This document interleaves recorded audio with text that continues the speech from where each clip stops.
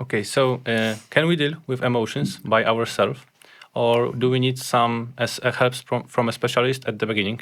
After reading a book. So we read a book. Can we start now? Like now we can start working with the method, or do we need to go and see somebody Or get certified? Oh, yeah. No, you can start using the method immediately. And we encourage you to start using it on yourself and use it on your friends and your loved ones, as many people as you can. If you want to do it and charge people for it, then we want you to go through the certification program so that we can vet you and make sure that you know what you're doing, and so that you're really highly trained. But if you want to do it for everybody that you've ever met in your life, fine. The more people are doing it, the better. That's totally fine. And it's interesting because the certification program started off as just a way for us to make sure that people knew what they were doing, because we need to maintain the quality and the standards of the work around the world. But what we're finding now is that 30 or 40% of the people who sign up for the certification program don't really have an intention of charging for it. They just want to really learn it well. Mm-hmm. And so that's kind of shifted. So that's exciting for us. It's not expensive, and it's all done online. And it's a 6-month. You have 6 months to complete it. It is a hard deadline. If you don't do it in 6 months, you'll have to re-sign up. But most people do it in about half that time or less. The record, I think, was about 2 weeks. Someone went through in 2 weeks. Okay. And is the certification in Polish also? The certification program is not available quite yet in Polish, but we are working on it and hope to have it available in the near future. Okay, great. Exciting. And so could you explain maybe the process? Because we have a problem. We use the muscle test to locate the trapped emotions, and what to do with those trapped emotions then? Sure. Well, let's say, for example, that you've got a migraine headache, and you want to find out if there's emotional baggage that is kind of causing that or contributing to that. In the book, we outline how this is done, but you have a chart of the emotions. There are 60 emotions on the chart. It's divided up into 2 columns and 6 rows. And what you'll do is using whatever method of muscle testing, self-testing you want to use, or a pendulum or whatever, you'll ask a question. And the question first is, do I have a trapped emotion that can be released now? That's, in this case, that's contributing to my migraine headache. Now, you'll get, if there is a trapped emotion contributing to the migraine headache, or whatever problem you're trying to fix, you'll get a yes answer. So on the muscle test, your fingers will tend to stay together, okay? If you're doing the sway test, where you're standing upright, your body will tend to sway forward for yes or backward for no, and that's an easy one that most people can do. That's the first one that we teach in the book that most people can do without any problem. And once the subconscious mind has given you a yes answer, then the next step would be to figure out what column the emotion is in. So you can ask, is it in column A? Let's say that that's a no. So that means that you've eliminated 30 emotions. There are 30 left. Well, since they're divided up into odd rows and even rows, the next question is it in an odd row? And if it's in an odd row, you have 15 left out of 60. And then let's say that you ask, is it in row 1 and you get a no answer? Is it in row 3 and maybe you get a yes answer? Or maybe it's in column B, row 6.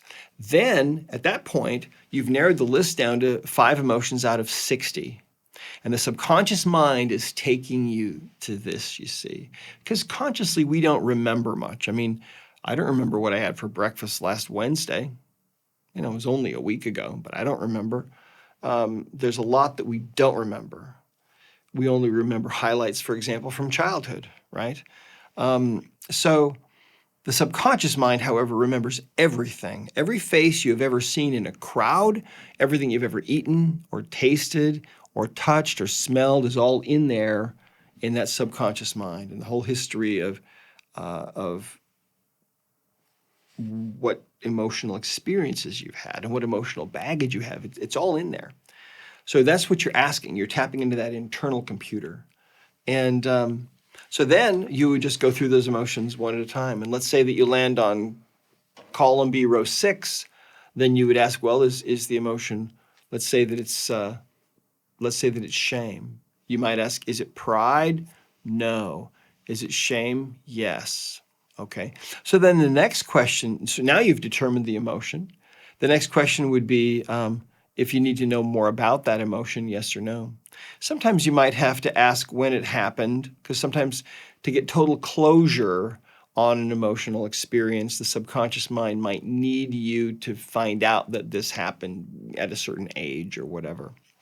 That sometimes happens. So let's say that the subconscious mind says, yeah, you do need to know more about this.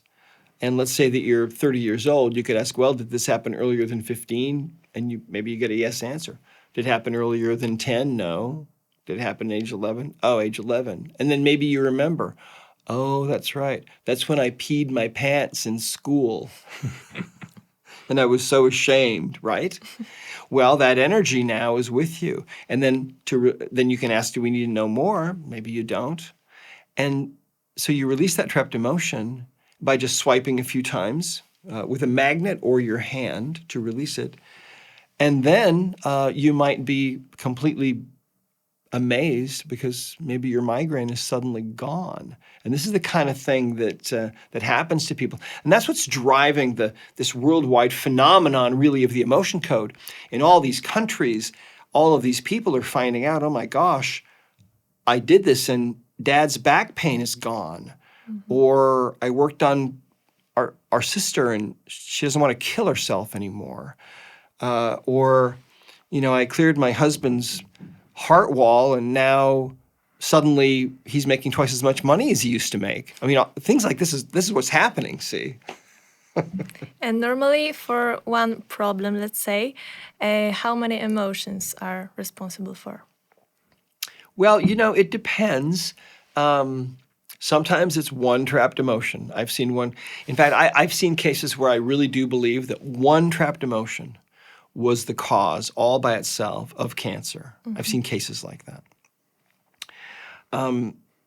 But we don't promote the emotion code as a cure for any kind of disease. What the emotion code is really is it's just a way to find the energetic imbalances that are in the way of the body's natural innate ability to heal. Mm-hmm. And so for example, when patients would come in to see me and they would have been diagnosed with cancer, I would always tell them, look, I don't treat cancer. All I do is try to remove the trapped emotions that are maybe in the way and mm-hmm. that might have been an underlying cause of this. So if people were doing chemotherapy or radiation, I would never interfere with that. I would just work on the other side and try to release that baggage. I remember one patient that came to me with cancer that she had a cancerous tumor in her lung about the size of a softball and about so big. And so she was doing chemotherapy and radiation. And so I didn't interfere with that. And I started working with her and asking questions and finding trapped emotions. And all the trapped emotions that I could find that were connected to this cancer all had to do with being a young mother and having a husband that was in the Navy. And so he was gone for months and months and months at a time. And so she's trying to raise these little kids and she's got no support. And we cleared that emotional baggage from her. And about 2 weeks later, she came back in to see me and it was all completely gone. Now, did the chemotherapy fix it? I don't know. Did the radiation fix it? Well, maybe everything all together fixed it. I like to think that we played a little part in that. I didn't care. All I cared about was that she was better, mm-hmm. right? So what do you need to see the good effects of this method is open mind? Do we have to believe that it works or it would work eventually? Maybe will the method work if you find somebody on the street and this person has a problem and you just go to them and I can help you with that and you release trapped emotions and the results will be there or or not always? Yeah, I think that they will. I think if a person, I think it depends on your belief level as the practitioner, and I think it also depends on the belief level of the person that you're working with. Belief is very important. Any doctor will tell you that if a patient really believes that they're never going to get well, if they really truly believe that, their belief will come true, right? The greatest example of that I can think of from history is where Jesus has been out healing the sick and raising the dead and cleansing the lepers and all of this, and he goes back to his hometown where he was raised, and they kind of actively disbelieved who he was. And it says that as powerful as he was, the greatest healer that I know of all time, he wasn't able to work any miracles there because they actively, I think, disbelieved him. They didn't believe that he was who he said he was. Instead, they were thinking and saying, well, that kid broke my window with his baseball, things like that. Yeah.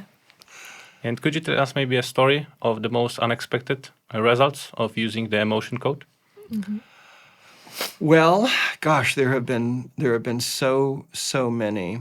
I'll tell you one of my very favorite stories was actually with a horse. Some of the most moving experiences that I have had in my life with the emotion code have actually been with animals, because animals experience emotions just like we do, and they become trapped in their bodies just like us, and then it affects them physically and emotionally and mentally and so on. So I was called to work on a horse one day, and the horse had a problem with its hindquarters. It wasn't walking correctly. And they had a veterinarian come and look at the horse, and there wasn't anything obviously wrong. And so the vet couldn't help the horse. So they called me, and I went down to work on this horse. And as I'm working on the horse, found that the horse had a trapped emotion of sorrow that was causing it to be lame. And I was kind of stumped for questions to ask at a certain point. And a bird flew overhead. And so I said, well, was it sadness about a bird? Now, when we're testing animals, well, it explains in the book and how, and so on, how to do this. But anybody can do this. And the answer that came back was very, very strong. The emotion was sorrow. And I actually started to laugh because I thought it was so funny that the horse had sorrow about a bird. I mean, seems kind of silly. But the horse's owner was there, and she said, wait a minute. She said, I think I know what this is about. She said, the week before, right in front of her horse's stall, a baby bird fell out of its nest and fell to the ground and struggled for its life, and it died. And the horse was a mute witness to this little tragedy that played out, and there was nothing it could do to help, and it was overcome with sorrow that this little baby bird was never going to fly, never going to know the joy of flight, and its life was over before it had really even begun. And so I tested, and that was the emotion. That's what had happened. So I released the trapped emotion from the horse, and instantly the lameness was gone. And I mean, this kind of thing happens. It is happening now all over the world, every day. So people being in terrible physical pain. 90% of all the physical pain that people have is actually due to their emotional baggage. It's an astonishing thing, but it's really, really true. And once you start using the emotion code and you use it with people that are in pain, when you ask, do you have a trapped emotion that's contributing to your pain? The answer is almost always yes. And when you release that emotional baggage, the pain almost always decreases. And oftentimes it's just gone, right? Mm-hmm. And so, it's really kind of mind-blowing. But the reality of it is these bodies of ours, even though they seem solid, they're really more of a force field than anything else. It's hard for us to wrap our minds around that because we live in this material world and we're so used to things. But you talk to any quantum physicist, and they will tell you, well, yeah, absolutely, that's true. The body's just an energy field. In fact, some quantum physicists recently made this calculation. They said if you could take all the empty space out of everybody's body on Earth, you could fit all 7.8 billion people in the world into a box the size of a sugar cube, right? It'd be a little too crowded for me, but it could be done. And when working with animals, for example, working with yourself, you use the muscle test to locate trapped emotions. And working with animals, how do you convince them to do the muscle test? Well, you have to speak the animal's language. Oh, how do you do it? Oh. Yeah, but for real. For real. This time. Okay, now better. No, what you do is, well, first of all, if there's an animal that has a problem of some kind, you want to get permission from the owner of the animal. And I have never once had an experience where an animal was not willing to be worked on. The way I do it is I simply ask, if an animal has a name, for example, if you're a horse and your name is Ranger, I could ask, is your name Ranger? That's how I start. I ask them, is your name such and such? And the answer is yes, and then we can usually just go ahead and find whatever's going on with them. And again, in the emotion code certification, you have to go through this experience to work with animals. You have to work on 5 animals because you're going to have some fun things happen, inevitably. And how does the releasing process with animals work? Well, with an animal, what you can do is, for example, with horses, what I'll do is I'll use a magnet or my hand, and I usually start between the ears, and then I just go down their back to the tail. Okay. And I'll do that 3 times to release a trapped emotion. Just swipe 3 times. Or with a dog or a cat. Now, if you're working with an animal that maybe is really upset, then you can work on the animal at a distance. The human energy field extends out it's about 12 feet in diameter, so it extends out most strongly about 6 feet out in every direction from us. And so you can work, if you get that close to an animal within about 6 feet, you can ask questions of the animal, and those answers will manifest on your own body. So what I tell people is when they learn how to do the emotion code for people, they automatically know how to do it for animals because it's the same exact process. And so suddenly they become an animal whisperer. And some people go on, they get certified, and then they just work with animals. And that's really great. We love that.